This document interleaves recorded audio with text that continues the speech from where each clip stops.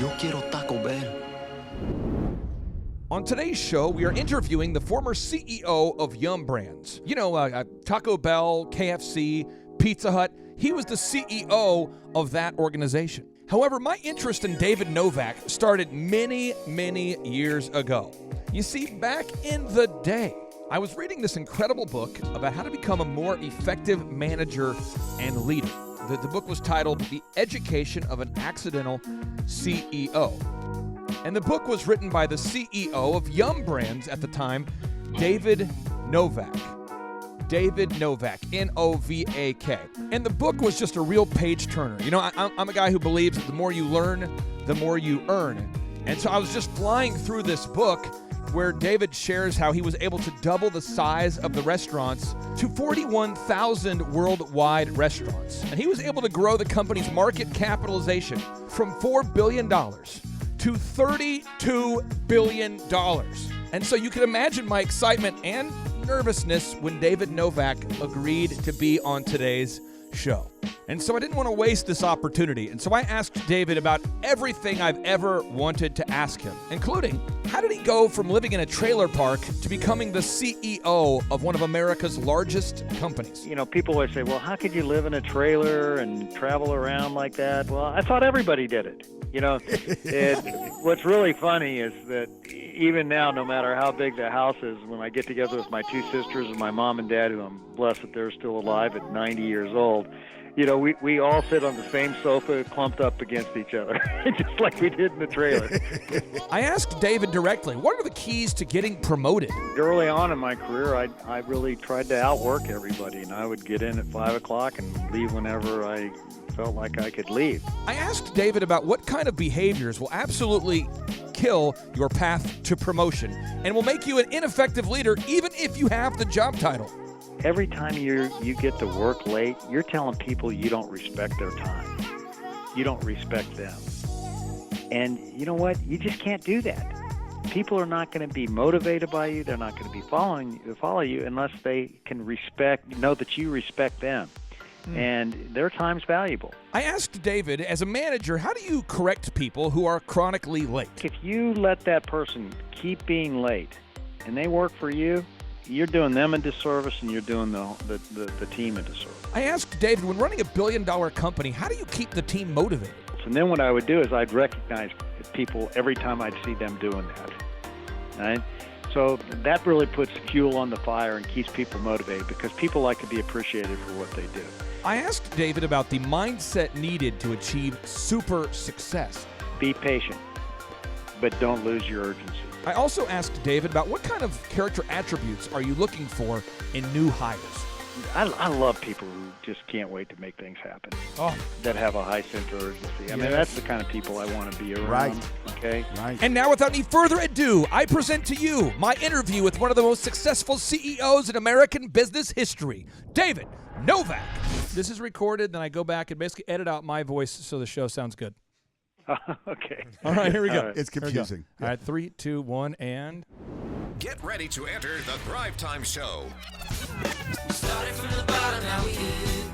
We started from the bottom, and we'll show you how to get here. We started from the bottom, now we here. We started from the bottom, now we here.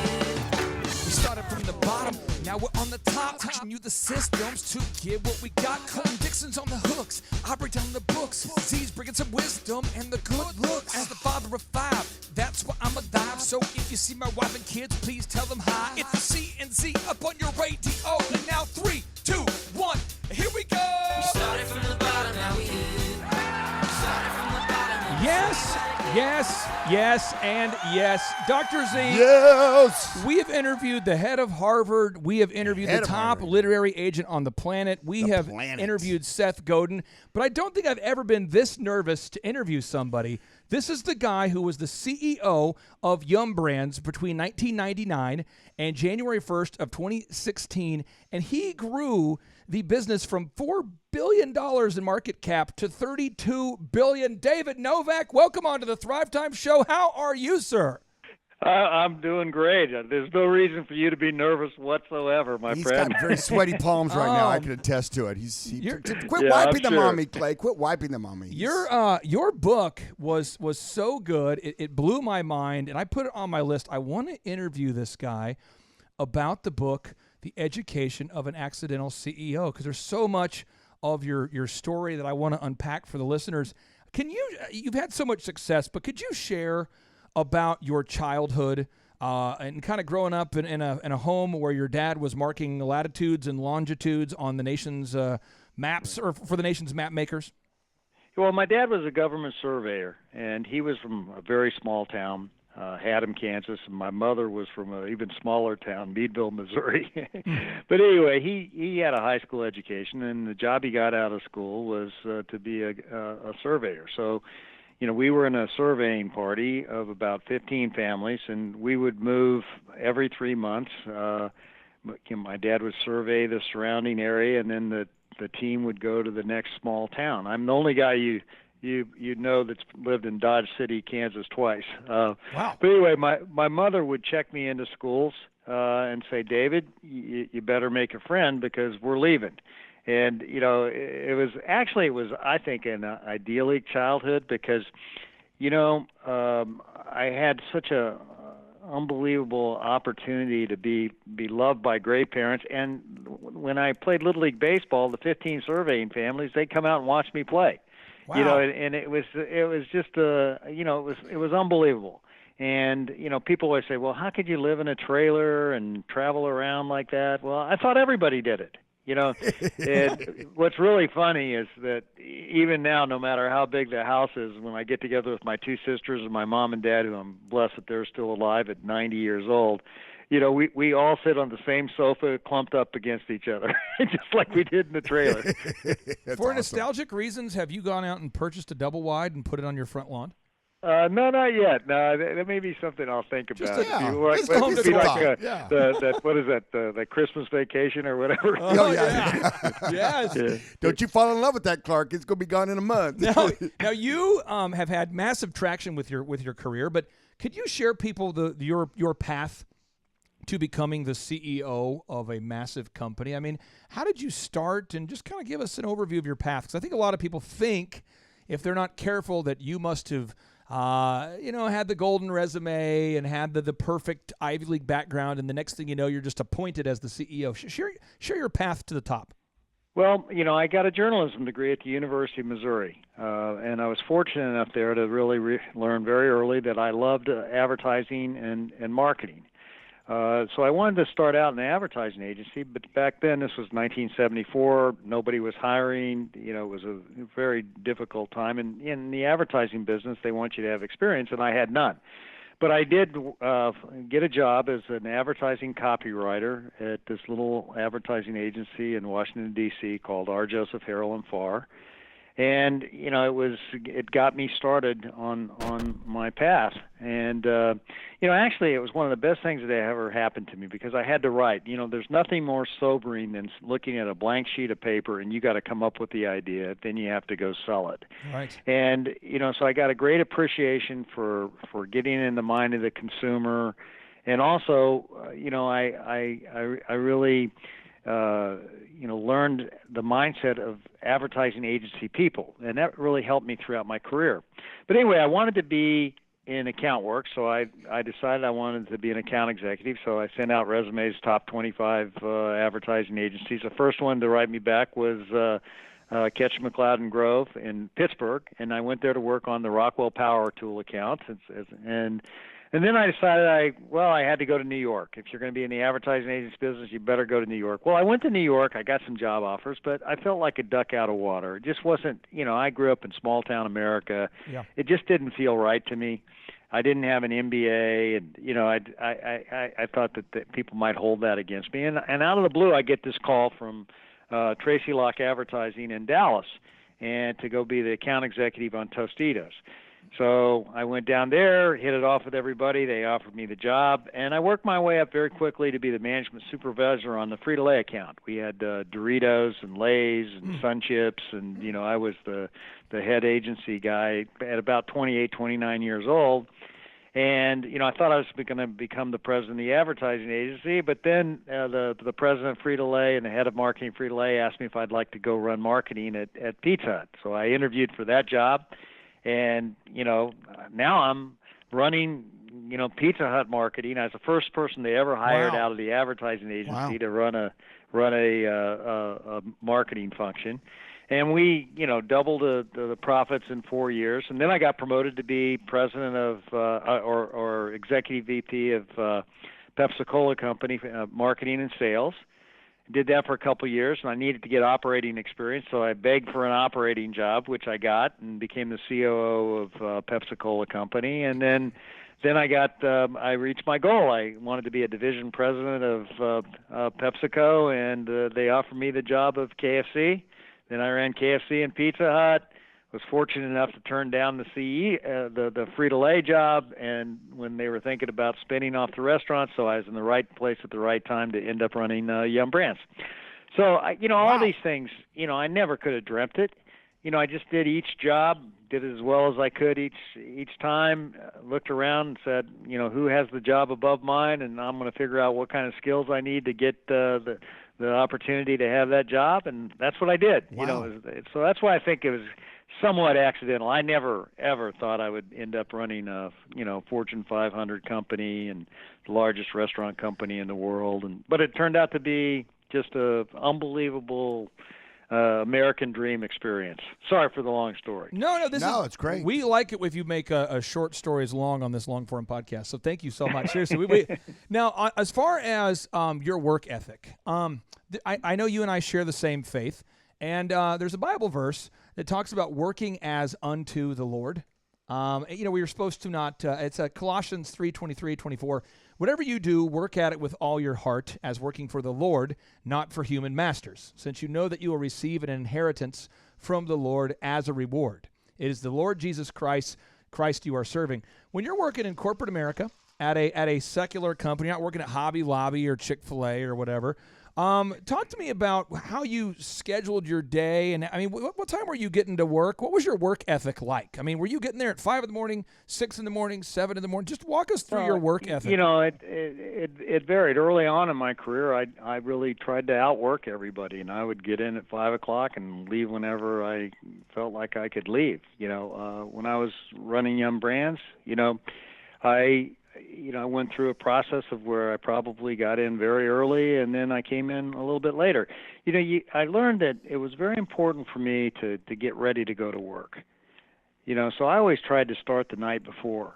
Think about what my meetings were going to be, who I was going to meet with, what would a great outcome be like, and then I'd plan for that to happen. Then the next morning I would get up and I'd think about what I thought about the previous night, and I would do gratitudes. I get up and I write down 3 things that I'm grateful for every day. I've been doing this for a long time because I think you need to get yourself into a grateful state. When you make your best decisions when you're grateful, you make your worst decisions when you're angry. So I always tried to work myself up the mood elevator so I could at least be in that state of gratitude, or at least be curious and interested when I went to work. And then I wanted to work out, so that I could stay physically in good shape and have my energy right. So, later on in my career, I actually came in at 9 o'clock. And I found out that people were very happy about that because I really wasn't a great morning person, and nobody really wanted to schedule a meeting with me before 10 o'clock. So It actually worked out fine. And I got just as much done. But I was always a guy who, from Monday through Friday, I would work as long and as late as I had to, but then I tried to be home on the weekends for my daughter Ashley and my wife Wendy. So even if I went on an international trip, I'd try to get back on the weekend, or if it was a 2-week trip, I'd try to be back that second weekend. But that was kind of how I approached things.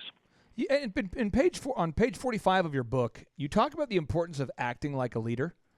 What does that mean? I don't think a lot of people wake up wanting to not act like a leader, but we have a lot of people who are who attend our conferences, who diligently implement what we teach, and all of a sudden they triple the size of their company, and now they find themselves a leader, and they want to act like a leader, but a lot of people haven't led KFC, Frito-Lay, Pepsi, Taco Bell. What does it mean to act like a leader?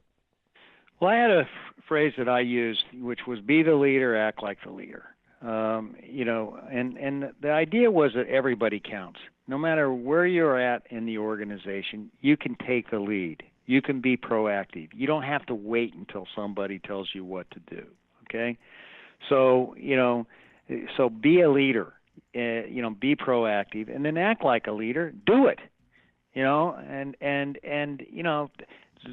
That's what I thought leadership was all about. Now, obviously, the higher up you go, I always say, there's nothing big that happens by yourself. You have to take people with you. You have to go from me to we. Okay, and for me, that means you have to really get people involved, and you have to have collaboration, and you ask, the most powerful way to motivate people is to listen to them, and Yep. I think that's I always tried to do that, and then I would try to come up with the best solution by getting everybody's input. Now, how did you, I guess, imagine you were sitting down next to a business owner who's in their 40s, and they said, could you shadow me, David? And something happened where you made a few more poor life choices. Next thing you know, you're shadowing this guy. He's in his 40s. He's a plumber. He's got a staff of 15 people. And you watch this guy arrive late to every meeting. He's late to every meeting. He never has an agenda for anything. And he's just always late. And he never has an agenda. He never has a plan. He gets to work right before the day starts. He's reactive all day. What is that tough mentorship or coaching? What would you say to somebody like that if they're sincerely seeking help and you've just observed them being late to everything and never having a plan? Yeah, well, I think, one of the responsibilities of leadership is to define reality. So, I think, first of all, people aren't going to listen to you until they know that you care about them. So hopefully, if this person was worthwhile and should be on the team, they would know that I cared about them and I had their best interest at heart. Therefore, when I offered them some input about how they could improve or how they could be even more effective, they're going to listen. But I think in a particular case like that, I usually try to find out, like, what is a person good at? So I can at least start out with, hey, you know what? You're a really good plumber. But you know what? Every time you get to work late, you're telling people you don't respect their time. You don't respect them. And you know what? You just can't do that. People are not going to be motivated by you. They're not going to be follow you unless they can know that you respect them, and their time's valuable. So I was always very, and still am to this day, very direct.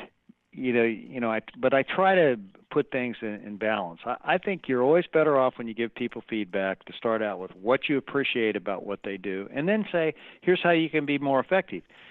But I think if you let that person keep being late and they work for you, you're doing them a disservice and you're doing the team a disservice. On page 61 of your book, I highlighted the heck out of this page. And then, Z, I know you've got some questions, and so does Charles here. On page 61 of your book, I highlighted this excerpt. You wrote, I learned at Pizza Hut that my enthusiasm would only take things so far. Getting people geared up to turn businesses around was just the first step. After that, I had to find a way to sustain the energy and keep the momentum going. What are your tips for the listeners out there that have a team and who want to keep their team sustainably motivated on a weekly, day in, day out basis? What tips would you have? Well, number one, I think you recognize the heck of all. You recognize people for all the behaviors that are going to get results. So I always make it clear. Like, these are the 4 or 5 behaviors that I know that if we do these things, we're going to get results. And then what I would do is I'd recognize people every time I'd see them doing that. Right? So that really puts fuel on the fire and keeps people motivated because people like to be appreciated for what they do. Number 2, I think you as a leader, you always have to keep defining the unfinished business. You got to have a healthy dissatisfaction for the status quo. And so to me, defining the unfinished business, saying this is, we've done well, but guess what? We can climb this mountain. We can go here to there. I think people want to be in a high achievement organization. And then, I always really believe you make people realize and feel like they're on the A-team. and people don't want to go to work being a part of something mediocre. They want to be a part of being something great. So I really like to make people feel like, hey, nobody's going to beat us. We're going to be the best in the world. And let's do great things together. And I think that's how you keep building momentum. David, I want to introduce you to Dr. Robert Zellner here. Hey, Dr. David. Zellner. Meet David. Dr. Z is an optometrist and an auto auctionist, and he owns a bank. Dr. Z, what's your question? That's true. David, I'm not sure. That's a pretty eclectic background there. Oh, and it goes. He gave me the short answer. I mean, the short version. So I don't want to estimate Tell him your what else you're- enthusiasm. tell him what else no, he's I'm not going into. to. Just no, one more let's thing. talk about David. One more thing, okay. He's the one we want to talk Okay, about. sure, yeah. So I believe it was under your tenure that you guys started to sponsor the Kentucky Derby. Is that correct? Mm-hmm. Okay. So I'm in thoroughbreds. That's one of my passions. I breed and race and have them. Can you make a phone call and get my horse in the Kentucky Derby this next year? I mean, do you still have some pull? You know the answer to that question. I mean, I know you could give me some chicken wings pretty fast or a pizza delivered pretty quickly, but can you get my horse? I learned very quickly that horses eat a lot more than they pay. Oh, amen to that. That's for sure. Listen, I always like to ask this question. If you could go back 20 years or 25 or 30, whatever's kind of appropriate, you get your DeLorean time machine, fly back and do that, and talk to yourself and tell yourself something. What would you go back? Self. Hi, how you doing? You're looking good, self. What would you say to yourself if you go back in time? Well, I think I would say, always be positive, which I was. Make sure you focus on what matters most. Yeah. And be patient, but don't lose your urgency.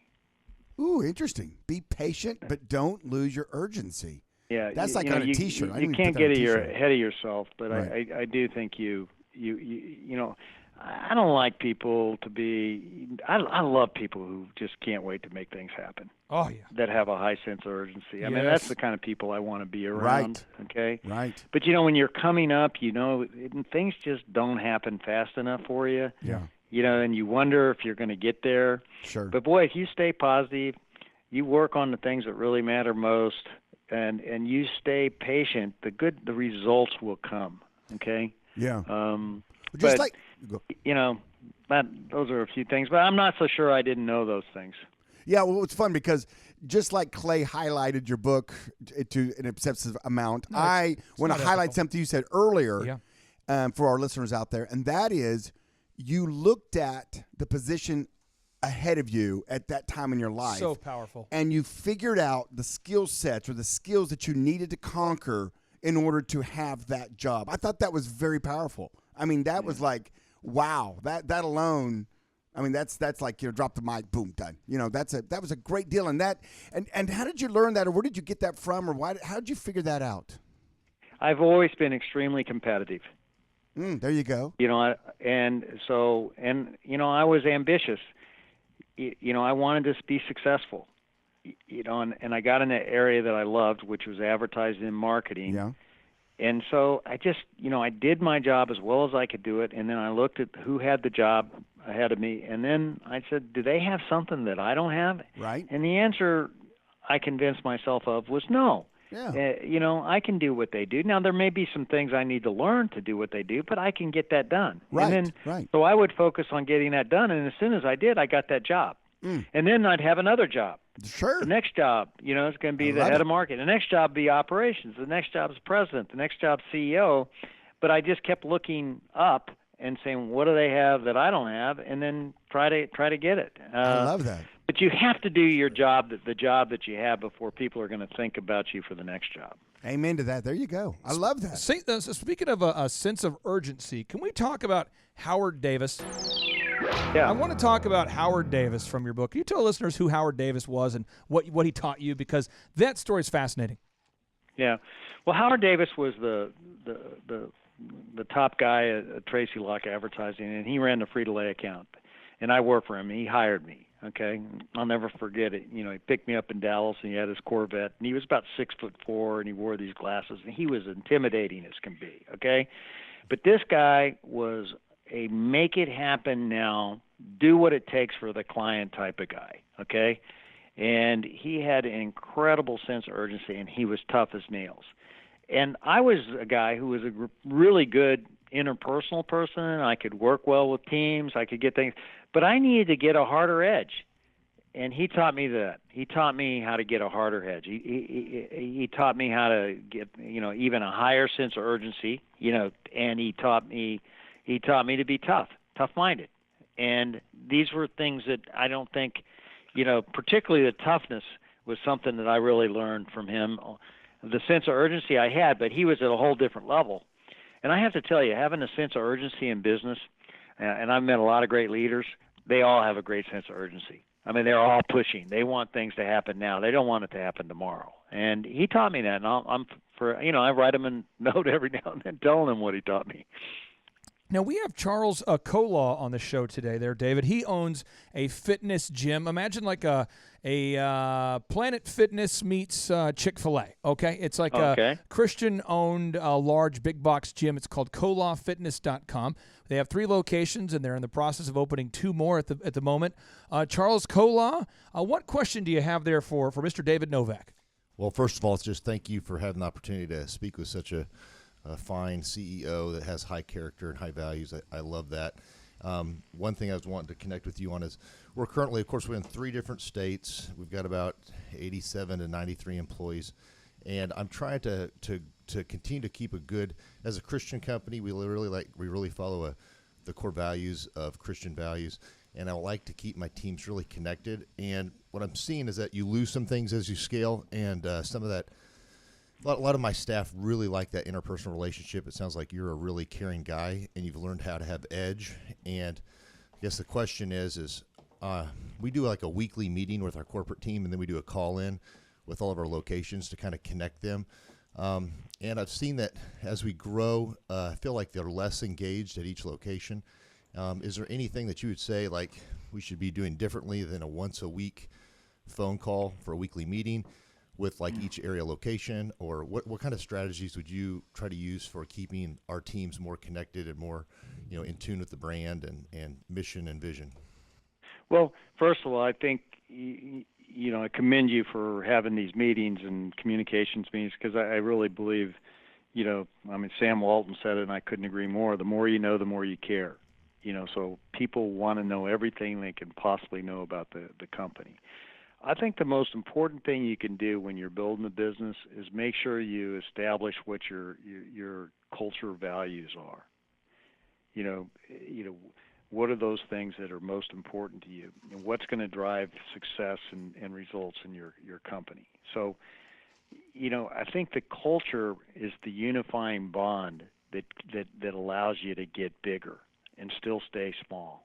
Yes. If you can't let everybody in every outlet, create their own culture. You want to have that culture that is what your company is all about, and people know it. And then you want to recognize people for the behaviors when you see them.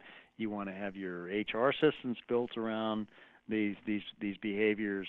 You want to promote people. You want to pay people for really driving your cultural values that are going to get the results. I think that's how you really make a big company small. And it's just one of those things where, people talk about culture, but they don't invest enough in it. Right. They don't, but it's I studied all the great companies when we were spun off from PepsiCo. I went out and visited, the Walmarts, the Southwest, the Home Depots, a lot of the great companies. Every one of them, when you ask them what was most important or what was key to their success, they all talked about their culture. Yes. And you've got to make sure people understand what the work environment is that you want. Yes. And that brings you closer together. And, then when you do all these things, you maximize the impact of those meetings because you reinforce the things that make your company what it is. And as you get bigger, you've got to make sure that people feel you, okay? Yeah. And that you don't become, the so-called CEO. You want to still, I don't know, I forget your first name, but you want to be, on a first name basis. You want people to feel like they know you. Yes. And that's really important. You don't want to be Mr. Anybody. You want people to feel like they know you and that you can listen to them. David, you have been working on this podcast of yours there. It's called the DavidNovakLeadership.com podcast. They can find it by going to DavidNovakLeadership.com. Click on the podcast button. And you've had a lot of really obscure guests. I mean, recently you've interviewed Tom Brady. What's it like interviewing a bunch of people that, have achieved no success, my friend? I mean, you were only able to get Tom Brady on your show. I mean, what's it like interviewing these people? That's got to be exciting. Yeah, it really is. My passion when I was at Yum Brands was leadership development. Yeah. And I taught a program called Taking People With You for 15 years to over 4,000 people in the company. So I asked myself, what can I do now that I'm retired? And I believe what matters most to me is developing leaders. So I want to make the world a better place by developing better leaders. That's great. I started this company. We do blogs. We have a lot of free content, self-assessments that you can take on your leadership ability. And then I do the podcast. I've posted 83 to date. The Tom Brady's of the world, the Jamie Dimons, the Gary Kellys. Great CEOs. Great leaders. Yeah, Jack Nicklaus. Because I believe when you have access to things and knowledge and you don't share them, you're being selfish. And you know what? I've been so blessed, and I've been a CEO. I know all these people. I'm friends with almost everybody that I've interviewed, and you know what? I can bring aspiring leaders experiences that they could never get without these podcasts, and it's very enriching to me. Now, also, I have a team, and we've developed content on. We have 2 leadership programs that we actually sell. One is called Purposeful Recognition. Another's called Essential Leadership Traits. But I'm also working on a subscription-based model where we can give people monthly insights and tutelage on leadership. So, but I'm having a blast with it. It's fun. It's my hobby. It's very gratifying. But it's, I interviewed Tom Brady at Foxborough during preseason. I interviewed Jack Nicklaus at his house. Cool. A lot of these I do, over Skype or Zoom, so it's fun. I just recently did. I haven't posted them yet, but I've got Henry Kravis coming up. I've got David Solomon from Goldman Sachs coming up. So a lot of really talented people. Lynn Dowdy, who runs KPMG. But I know these people, or I meet them, and then I say, hey, would you be interested in doing a podcast? Next thing I know, I've got them on the show, and I do my homework, and I try to make it fun. That is awesome. Well, I thank you so much for your time. I encourage all of our listeners to check out your website. Again, that's DavidNovakLeadership.com, DavidNovakLeadership.com. And again, we just thank you so much for giving us a portion of your afternoon. Well, thank you. You guys obviously have fun and do good work, and I especially enjoyed talking to the people who called in. It was my honor and my privilege. Oh, well done. And now, without any further ado, 3, 2, 1, boom!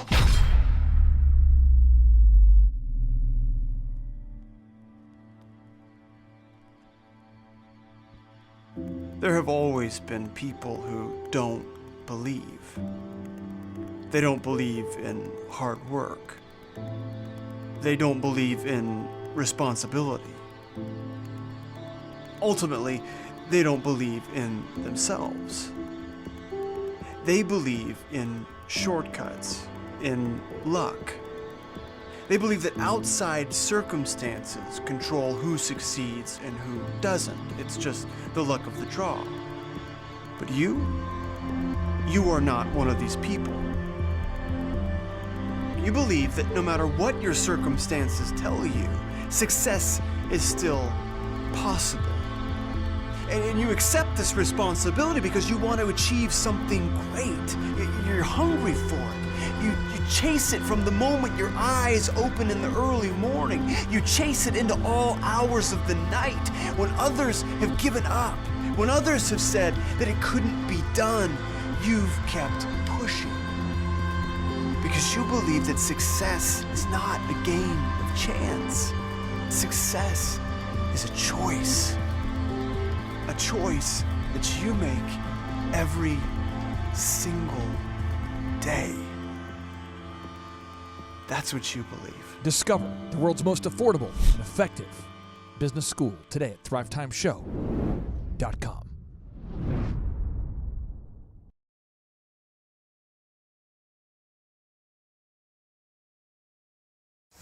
My name's Adam Beal, and I'm the Vice President of Phone Doctors. I've been with Phone Doctors for 4 years now.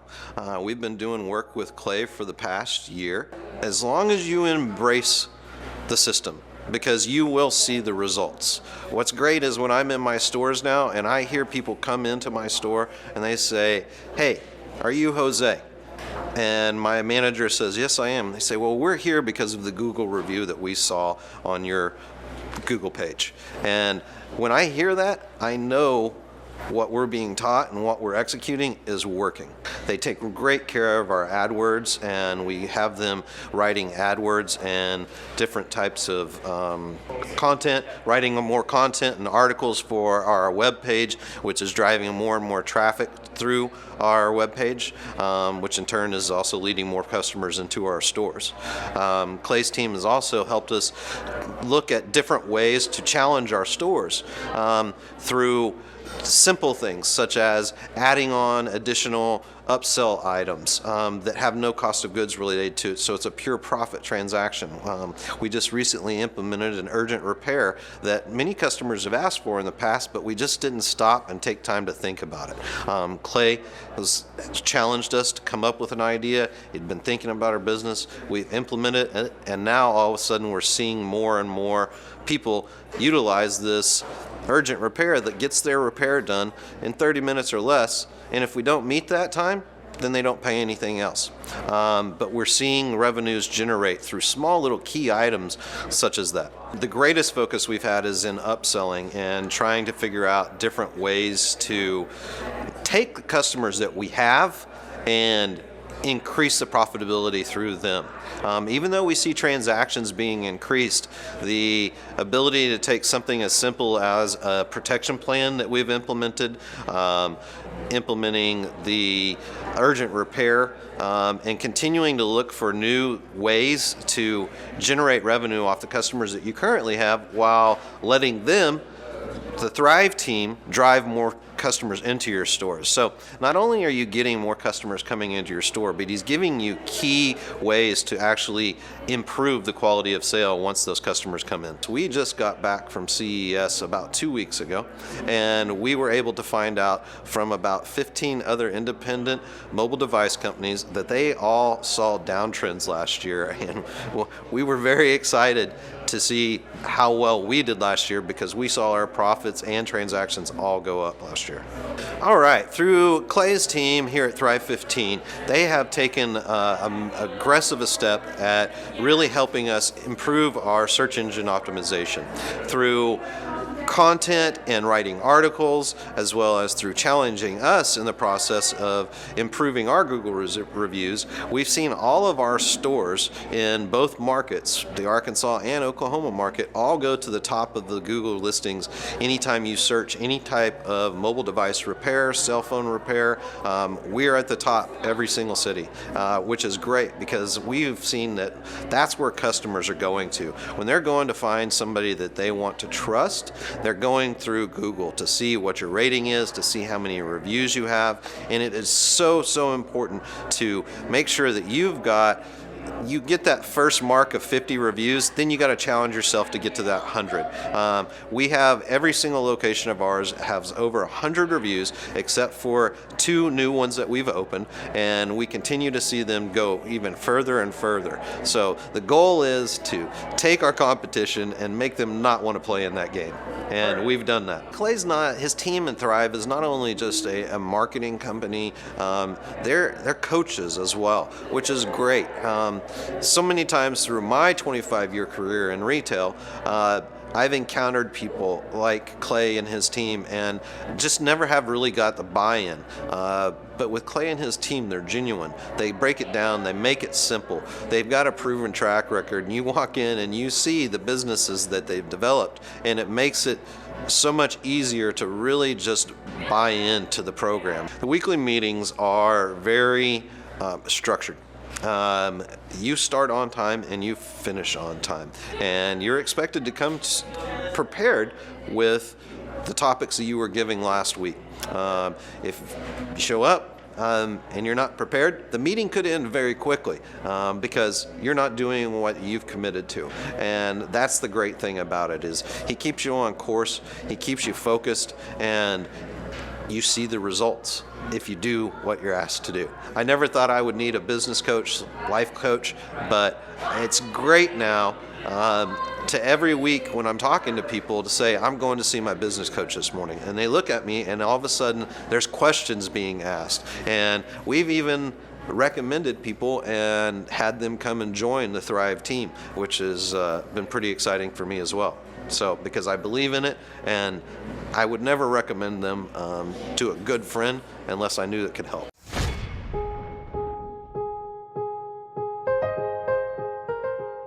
My name is Alex Iser. I'm the founder and CEO of Phone Doctors. I got started in the mobile device repair industry over 13 years ago, right out of the back seat of my Volkswagen Beetle, and just saw a big need that the carriers weren't able to take care of, and it created an open door to come and serve that need. So it's just been a nice roller coaster ride for 13 years.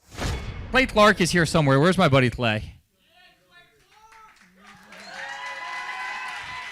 Clay's the greatest. I met his goats today. I met his dogs. I met his chickens. I saw his compound. He's like the greatest guy. I ran from his goats, his chickens, his dogs. So this guy's like the greatest marketer you've ever seen, right? His entire life, Clay Clark, his entire life is marketing. Okay, Aaron Antis, March 6th and 7th. March 6th and 7th, guess who's coming to Tulsa, Jerusalem? Ooh, Santa Claus? No, that's March. March 6th and 7th, Oh. you're going to be joined by Robert Kiyosaki. Robert Kiyosaki. Best-selling author of Rich Dad, Poor Dad. Probably the best-selling, or one of the best-selling business authors of all time. And he's going to be joined with Eric Trump. He'll be joined by Eric Trump. So we got Eric Trump and Robert Kiyosaki in the same place. In the same place. Aaron, why should everybody show up to hear Robert Kiyosaki? Well, you got billions of dollars of business experience between those two, not to mention many, many, many millions of books have been sold. Many, many millionaires have been made from the books that have been sold by Robert Kiyosaki. I happen to be one of them. I learned from the man. He was the inspiration. That book was the inspiration for me to get the entrepreneurial spirit, as many other people. Now, since you won't brag on yourself, I will. You've sold billions of dollars of houses, am I correct? That is true.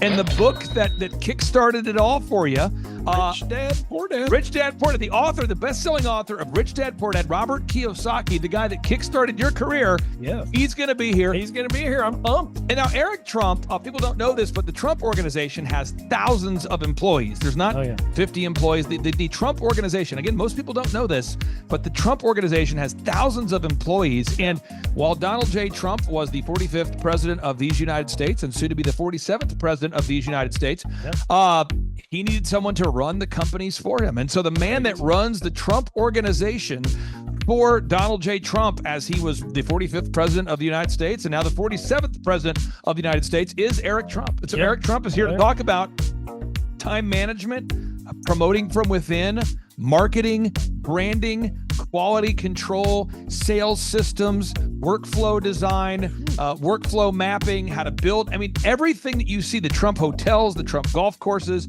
all their products, the man who manages billions of dollars of real estate and thousands of employees is here to teach us how to do it. You are talking about one of the greatest brands on the planet from a business standpoint. Right. I mean, who else has been able to create a brand like the Trump brand? I mean, look at it. And this is the man behind the business for the last, pretty much since 2015. He's been the man behind it. So you're talking, we're into 9 going into 10 years of him running it, and we get to tap into that knowledge. That's going to be amazing. Now, think about this for a second.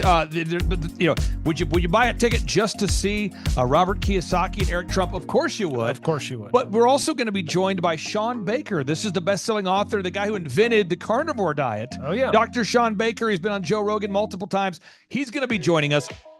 So you've got Robert Kiyosaki, the best-selling author of Rich Dad, Poor Dad, Eric Trump, Sean Baker. The lineup continues to grow, and this is how we do our tickets here at the Thrivetime Show. If you want to get a VIP ticket, you can absolutely do it. It's $500 for a VIP ticket. We've always done it that way. Now, if you want to take a general admission ticket, it's $250 or whatever price you want to pay. And the reason why I do that, and the reason why we do that is because we want to make our events affordable for everybody. I grew up without money. I totally understand what it's like to be in a tight spot. So if you want to attend, it's $250 or whatever price you want to pay. That's how I do it. And it's $500 for a VIP ticket. Now, we only have limited seating here. With the most people we've ever had in this building was for the Jim Brewer presentation. Jim Brewer came here, the legendary comedian Jim Brewer came to Tulsa, and we had 419 people that were here. 419 people. Yeah. And I thought to myself, there's no more room. I felt kind of bad that if a couple people had VIP seats in the men's restroom. No, I'm just kidding. But I thought, you know what, we should probably add on. So we're adding on what we call the upper deck, or the top shelf. So the seats are very close to the presenters, but we're actually building right now. We're adding on to the facility to make room to accommodate about another 30 attendees or more. So again, if you want to get tickets for this event, all you have to do is go to thrivetimeshow.com.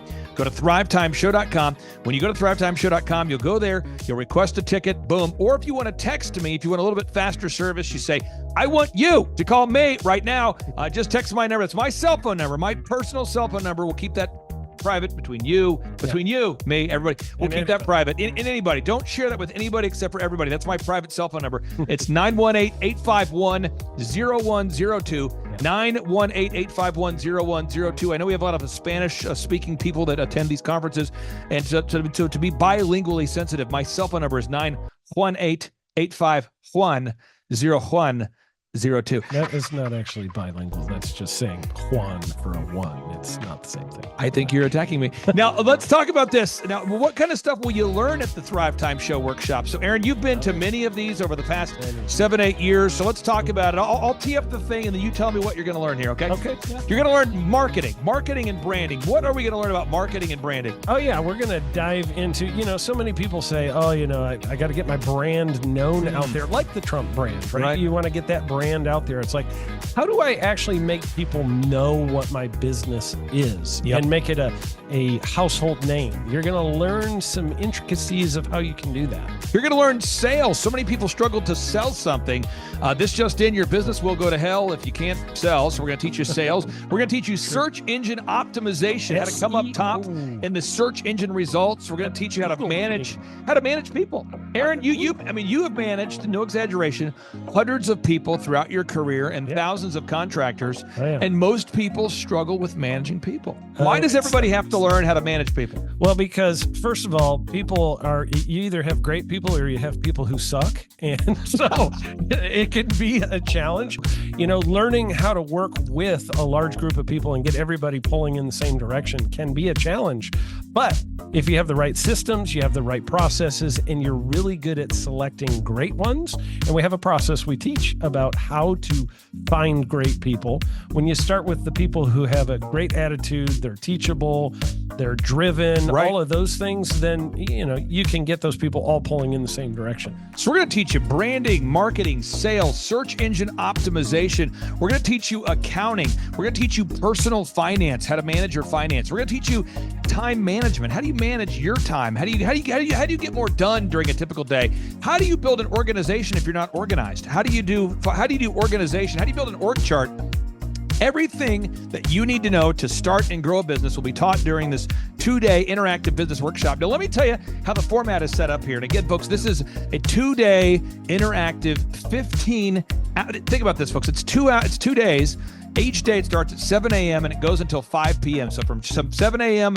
to 5 p.m., 2 days. It's a 2-day interactive workshop. The way we do it is we do a 30-minute teaching session, and then we break for 15 minutes for a question and answer session. So, Aaron, what kind of great stuff happens during that 15-minute question and answer session after every teaching session? I actually think it's the best part about the workshops, because here's what happens. I've been to lots of these things over the years. I've paid many thousands of dollars to go to them.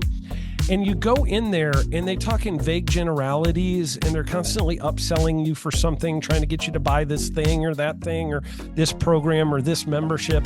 And you leave not getting your very specific questions answered about your business or your employees or what you're doing on your marketing. And what's awesome about this is we literally answer every single question that any person asks, and it's very specific to what your business is. And what we do is we allow you as the attendee to write your questions on the whiteboard. Yep. And then we literally, as you mentioned, we answer every single question on the whiteboard. And then we take a 15-minute break to stretch and to make it entertaining when you're stretching. And this is a true story. When you get up and stretch, you'll be greeted by mariachis. Sure. There's going to probably be alpaca here, llamas, helicopter rides, a coffee bar, a snow cone. There's just... You had a crocodile one time. That was pretty interesting. You know, I should write that down and actually do that. Sorry for that one guy that we lost. The crocodile, we duct taped its face so that we duct taped. No, it was a baby crocodile. And it was duct tape. Yeah, duct tape around the mouth so it didn't bite anybody. But it was really cool passing that thing around and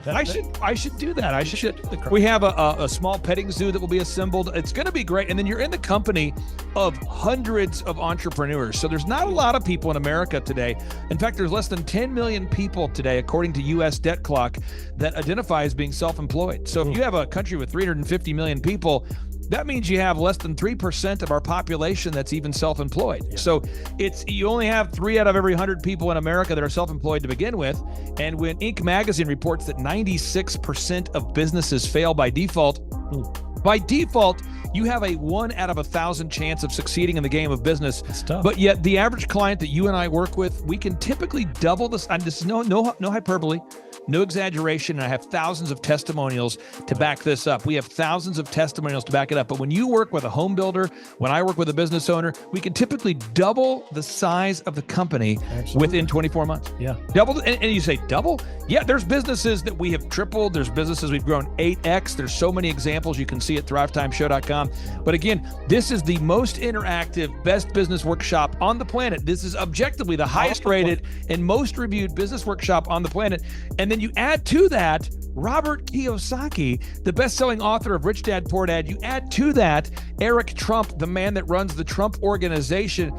You add to that Sean Baker. Now you might say, but Clay, is there more? I need more. Well, okay, Tom Wheelwright is the wealth strategist for Robert Kiyosaki. So people say, Robert Kiyosaki, who's his financial wealth advisor? Who's the guy who manages, who's his wealth strategist? His wealth strategist, Tom Wheelwright, will be here. And you say, Clay, I'm not going to get a ticket unless you give me more. Okay, fine. We're going to serve you the same meal both days. True story. We cater in the food, and because I keep it simple, I literally bring in the same food both days for lunch. It's Ted Escondido's, an incredible Mexican restaurant. That's going to happen. And Jill Donovan, our good friend, who is the founder of Rustic Cuff. She started that company in her home, and now she sells millions of dollars of apparel and products. That's rusticcuff.com. And someone says, I want more. This is not enough. Give me more. Okay. I'm not going to mention their names right now because I'm working on it behind the scenes here. But we've got one guy who's given me a verbal to be here. And this is a guy who's one of the wealthiest people in Oklahoma, and nobody really knows who he is because he's built systems that are very utilitarian, that offer a lot of value. He's made a lot of money in the it's where you rent. It's short term. It's where you're renting storage spaces. He's a storage space guy. He owns what do you call that? The rental, storage space. Storage units. This guy owns storage units. He owns railroad cars. He owns a lot of assets that make money on a daily basis, but they're not like customer facing. Most people don't know who owns the mini storage facility, or most people don't know who owns the warehouse that's passively making money. Most people don't know who owns the railroad cars, but this guy, he's given me a verbal that he will be here, and we just continue to add more and more success stories. So if you're out there today and you want to change your life, you want to give yourself an incredible gift, You want a life-changing experience. You want to learn how to start and grow a company. Go to thrivetimeshow.com. Go there right now. thrivetimeshow.com. Request a ticket for the 2-day interactive event. Again, the day here is March 6th and 7th. March 6th and 7th, we just got confirmation. Robert Kiyosaki, best-selling author of Rich Dad, Poor Dad, he'll be here. Eric Trump, the man who leads the Trump Organization. It's going to be a blasty blast. There's no upsells. Aaron, I could not be more excited about this event. I think it is incredible, and there's somebody out there right now, you're watching, and you're like, but I already signed up for this incredible other program called Smoke Your Way to Thin. I think that's going to change your life. I promise you, this will be 10 times better than that. Looks like I picked the wrong week to quit smoking. Now, don't do the Smoke Your Way to Thin conference. That is, I've tried it. Don't do it. Yeah, chain smoking is not a viable. I mean, it is life-changing. It is life-changing. If you become a chain smoker, it is life-changing. Not the best weight loss program, though. Right, really. So if you're looking to have life-changing results in a way that won't cause you to have a stoma, get your tickets at thrivetimeshow.com. Again, that's Aaron Antis. I'm Clay Clark, and reminding you and inviting you to come out to the 2-day interactive Thrive Time Show workshop right here in Tulsa, Oklahoma. I promise you, it will be a life-changing experience. We can't wait to see you right here in Tulsa, Oklahoma.